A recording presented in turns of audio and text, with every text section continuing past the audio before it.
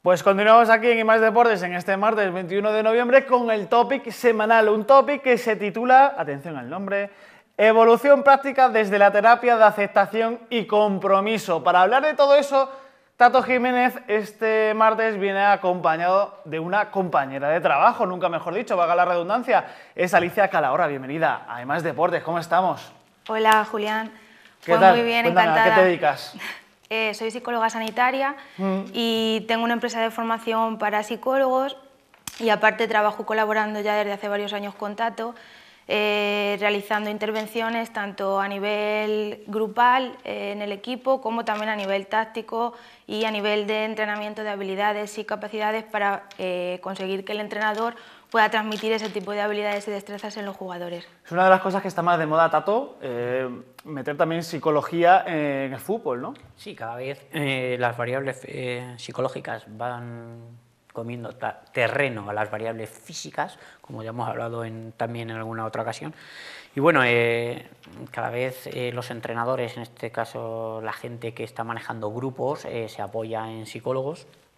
Yo he tenido la oportunidad de trabajar con Alicia y bueno, y ella lo explica bastante bien, no solamente trata al jugador, sino que a veces tiene sesiones conmigo individual para intentar ver cómo puedo yo mejorar para poder transmitirlo a mis jugadores. A lo mejor los pioneros fueron el Betis, con ya es famosa Patricia Psicóloga, que se llama por Twitter, lo pueden buscar, Patricia Psicóloga, que es uno de los equipos que pues, más apostó por la psicología en el fútbol, ¿no, Alicia? Sí, así es. Además, Julián, desde las nuevas terapias de tercera generación, que es sobre el tema que vamos a hablar hoy, se ha descubierto que se producen muchísimos avances a nivel de aumento del rendimiento deportivo. Concretamente antes, la psicología del deporte aplicada se centraba mucho en lo que denominábamos coloquialmente terapias de segunda generación o cognitivo-conductuales, que para entenderlo de forma sencilla es un poco intentar controlar, que el jugador pueda controlar pensamientos, sentimientos, sensaciones negativas que puedan aparecer antes, durante y después del partido de fútbol.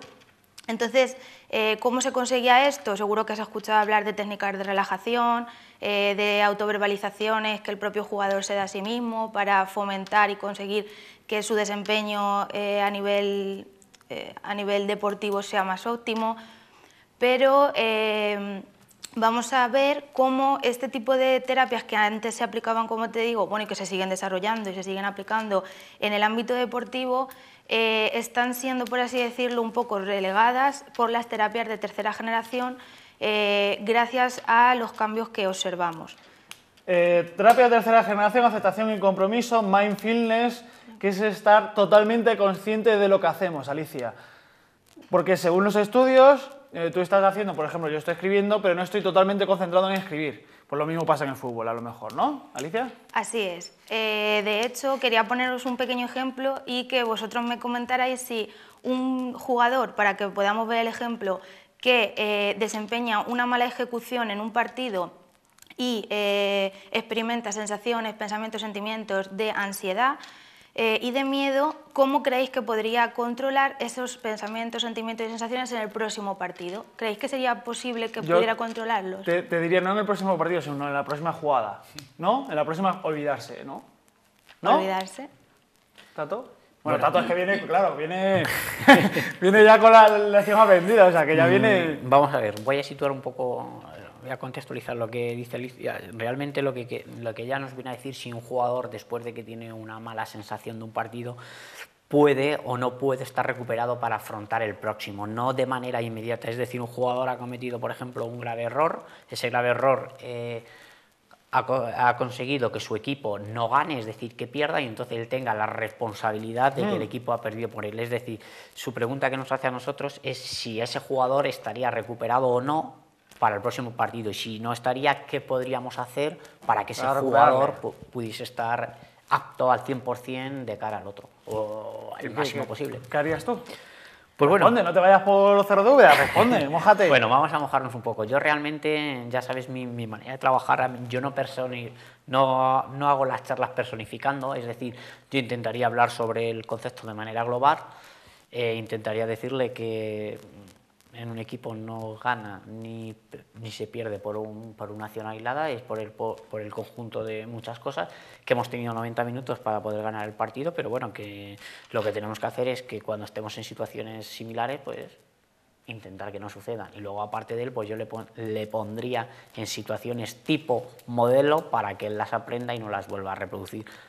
Pero simplemente yo le transmitiría máxima confianza y no me focalizaría en el error. Sin que él se diese cuenta, le pondría en situaciones similares a las que ha hecho y le hubiera dicho: ves, eres capaz, estás preparado, seguro que este partido ganamos por ti.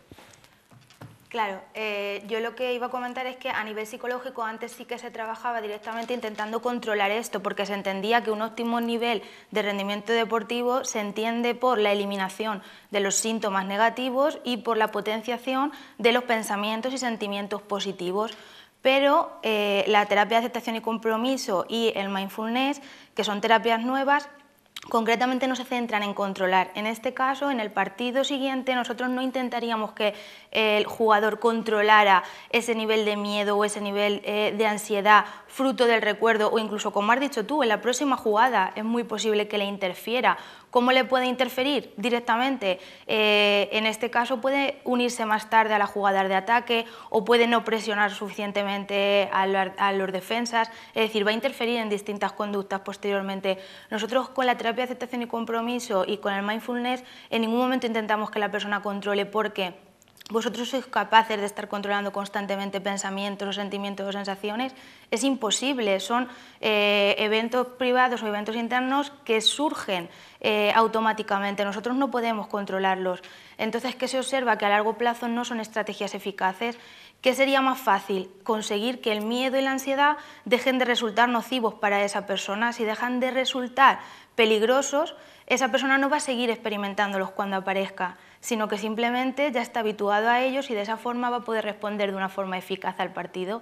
Entonces se trabaja sobre la raíz, no sobre poner pequeños parches de distanciar el pensamiento o de conseguir olvidar lo que ha ocurrido para luego actuar mejor, porque se entiende que eso a largo plazo no va a perseverar. O sea, esto es, a ver si lo he comprendido, Tato y Alicia, esto es como los entrenadores cuando hacemos repetición para saber lo que puede pasar en un partido, si sale mal o si sale bien, y entonces cuando tienen una sensación mala, Alicia, que ya sepan cómo pueden reaccionar ante eso.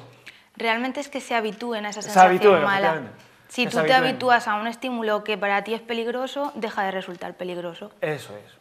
Me parece muy interesante, me parece muy interesante. Tenemos preparados unos vídeos, los vamos a poner, los vamos a comentar, divididos en las 4 fases del fútbol.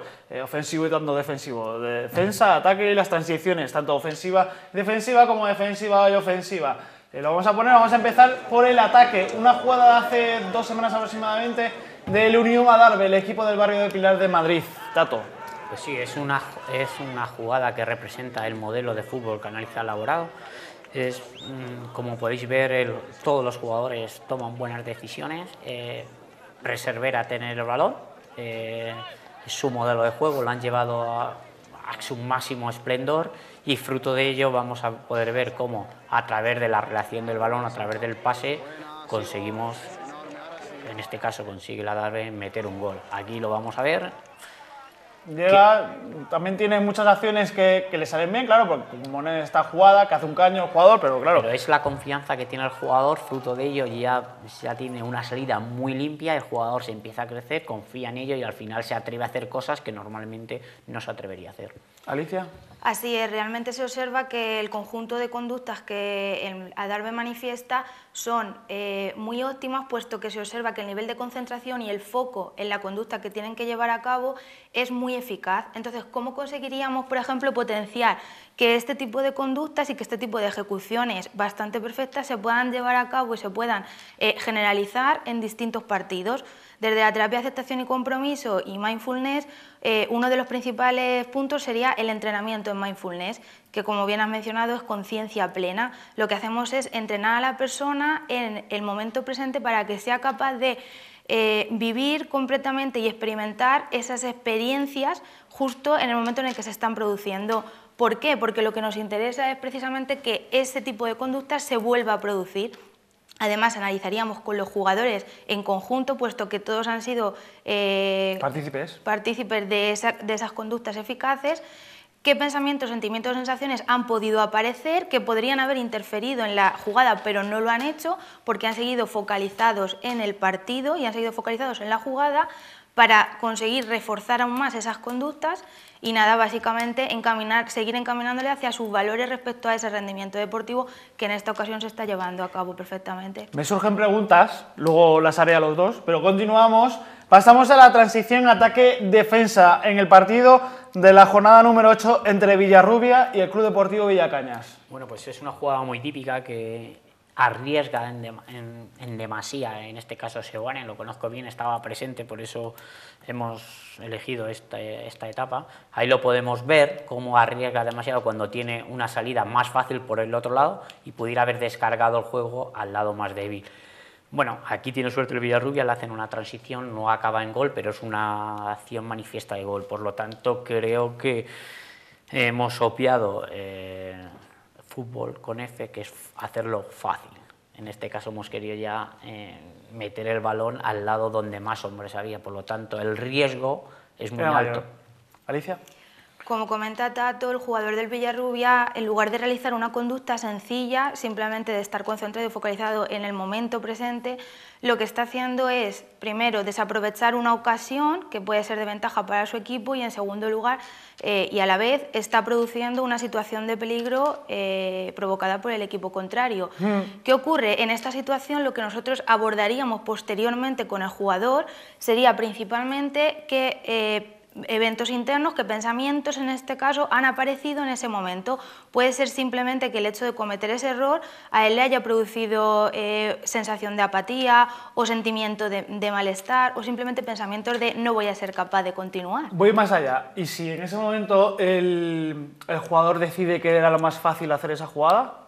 ¿No puede ser? Sí. Puede ser perfectamente, y en ese momento esa jugada resulta errónea simplemente porque le cogen el equipo contrario el balón, y en ese momento puede interferir también el jugador de forma que él evalúe que como su rendimiento no ha sido bueno, por esa jugada puede echar a perder ese partido, o simplemente el hecho de que esos pensamientos interfieran en sus próximas ejecuciones a lo largo del partido puede hacer que, como te decía al principio, no aproveche o no adelante en situaciones en las que tienen que atacar, o simplemente se retrase en situaciones donde tienen que estar pendiente del contrario.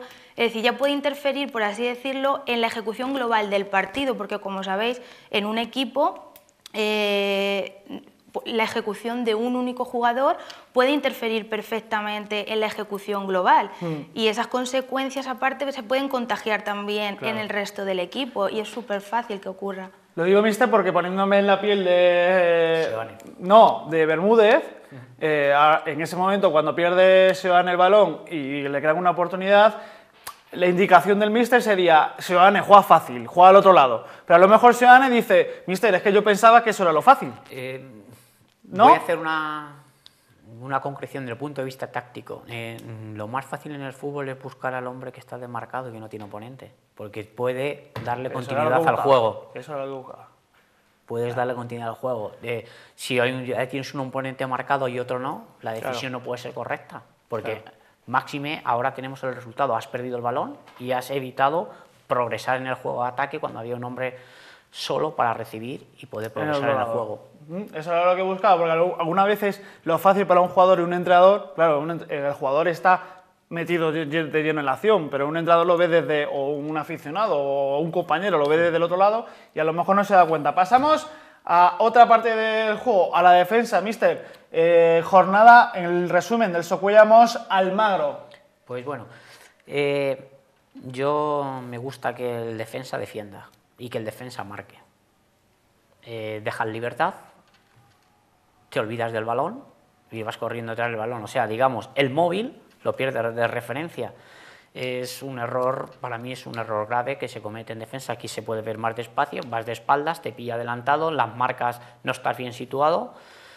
Mourinho trabajaba muy bien esto, hay algunas fotos con Pepe y Sergio Ramos que estaban perfilados para salir corriendo tanto hacia adelante como hacia detrás. Ahí en ese momento, mientras giras, te ha comido la tostada al delantero y encima le das la espalda al elemento móvil. Por lo tanto, creo que es un error defensivo que hay que intentar solucionarlo. Alicia. Nosotros principalmente abordaríamos este error del Almagro desde un punto de vista, primero, desde el entrenamiento en mindfulness, con lo que os acabo de comentar, principalmente evaluando cómo se ha sentido ese jugador al realizar esa conducta, porque lo que necesitamos es focalizar la atención sobre esas conductas que no se ejecutan de forma correcta. ¿Falta de concentración podríamos decir en eso, mister Alicia? Hay dos cosas, una es falta de concentración y otra cosa es evasión de la responsabilidad de la marca. Yo no puedo opinar cómo entrena el Almagro ni cómo no entrena su defensa. Lo que yo cuando lo vi, el vídeo, dije, o sea, el jugador se inhibe de su marca, entonces lo más probable es que ante un pelotazo no estás pendiente, móvil, marca, te cojas la espalda y máxime si le das la espalda al balón. Claro, es importantísimo evaluar por qué se produce ese nivel de evasión. Claro, porque iban 3-0, eran los últimos minutos, baja la concentración, la intensidad, todo eso unido, pues implica eso. Claro. ¿No? Pasamos a la transición defensa-ataque. Resumen del Club Deportivo Manchego, Unión Balompédica Conquense, mister. Bueno, pues como podemos ver, y estábamos los dos presentes en este partido, creo que se ve muy bien el contraataque. Jesute tiene el balón, vemos lo importante que es la confianza del jugador, cómo entre dos jugadores se mete y se la lleva. Eso es muy difícil que pase. Él consigue hacer esa transición gracias a su perseverancia, a su confianza en sí mismo y a la vez de creer en que es posible. Luego pudo ser gol, no lo fue, pero bueno, lo importante es la acción que hace, o sea, es el querer, el estar, el llegar. Si eso se repite a lo largo del tiempo, vas a conseguir muchos goles. Alicia. Claro, ese nivel óptimo lo que nos interesa es potenciarlo y generalizarlo para el resto de partidos. Entonces, lo principal que trabajamos con él es sobre esa misma conducta para que evalúe concretamente la acción que ha realizado y sobre todo... Para que lo siga intentando. Intentándolo, pero evaluando concretamente qué estaba experimentando en ese momento para que cuando se vuelva a producir una situación semejante o parecida, el desempeño de ese jugador sea parecido o igual o incluso mejor. Y luego, por otro lado, también, así lo que hacemos cuando empezamos a trabajar esta potenciación es lograr que se produzca una mayor flexibilidad psicológica, de forma que el jugador es capaz de asumir, como te decía, estos eventos internos que en muchas ocasiones producen la obstaculización de que se lleven a cabo esas conductas, y potenciamos realmente lo que queremos con el aumento del rendimiento deportivo, que es trabajar el propio rendimiento, el control del estrés y las habilidades mentales. Me surge una pregunta, porque claro, tus 11 jugadores pueden estar muy concentrados, pero es que dependes de otros 11 concentrados y de un baloncito que muchas veces te hace caso, pero otras veces no. Bueno, te lo voy a explicar desde un punto de vista más académico, ¿vale? Que realmente los estudios están demostrando que no es tu modelo de juego solamente el principal, sino que el oponente te obliga a correr más, a correr menos, a adelantar las líneas, a cerrarlas, a abrirte más, a cerrarte menos. Es decir, perseveramos mucho los entrenadores en nuestro modelo de juego porque es una corriente que nos han emitido los portugueses que es muy buena, que es la corriente de la periodización táctica y nos habla de todo esto, pero realmente tenemos que buscar el equilibrio, lo que tú haces y lo que eres capaz de hacer cuando el rival te obliga a hacer cosas que no tienes prevista o que no las tienes controladas o que por el desequilibrio o la imprevisibilidad del juego aparecen. Por lo tanto, claro, hay un efecto de un jugador redunda sobre todo. Por lo tanto, tienes que intentar no solo que estén concentrados los 11, sino si alguno te falla en ese error, que un compañero pueda subsanar temporalmente o pueda llegar a esa acción que puede ser un gol o perder el balón y te hagan una contra, o simplemente que un jugador esté hipermotivado y al final no tome buenas decisiones y las acciones de cara a gol las perdamos porque que los quiera ir a hacer o se precipite en ello. Entonces, por lo tanto, pues, es un trabajo de entrenador de equipo y todo se debe aprender. Alicia. Pues una de las principales ventajas o beneficios de tanto de la terapia de aceptación y compromiso como del mindfulness es que se consideran terapias muy flexibles. Antes las terapias que se utilizaban no lo eran tanto. ¿Por qué? Entre los principales componentes que se utilizan a nivel deportivo se encuentra un programa que se denomina MAC, que engloba Mindfulness y aceptación y compromiso. Como tú comentabas, no tenemos solamente en cuenta a nuestros jugadores, sino también todas las posibles situaciones que se puedan producir por parte de los contrarios. Y desde este programa se evalúan todas las posibilidades. Se trabaja la psicoeducación del jugador, se trabaja el programa del mindfulness, se trabaja el encaminamiento hacia los valores respecto al rendimiento deportivo de los jugadores, cómo se comprometen con esos valores, la aceptación de esos eventos privados o esos pensamientos, sentimientos negativos que puedan aparecer, y además lo que hacemos es que se integra todos estos componentes de una forma práctica, evaluando todas las situaciones que se llevan a cabo y facilitando que se generalicen las conductas óptimas, que es lo que nos interesa al fin y al cabo, que aumenten ese rendimiento deportivo. Interesantísimo. Gracias, Tato, por traer a Alicia, ¿eh? Muchas gracias. Nada, esperemos que nos acompañe en alguna otra ocasión y que nos ayude desde su punto de vista. Por supuesto. Alicia, muchas gracias. Gracias a ti. Y que sigamos. Y me parece muy interesante. Que, Tato, nos vemos la semana que viene. ¿La semana que viene qué me traes? Bueno, pues la semana que viene vamos a intentar ver en cómo influye el entrenador en la tarea. En la tarea. Hablo de tarea, de las habilidades o de los ejercicios para intentar conseguir el modelo de juego, es decir, cómo trabaja el entrenador en la tarea, cuáles son sus concreciones dentro de la tarea. Perfecto. Que esto ha sido todo en IMAX Deportes para este martes 21 de noviembre. Sonrían y sean muy felices. Hasta mañana.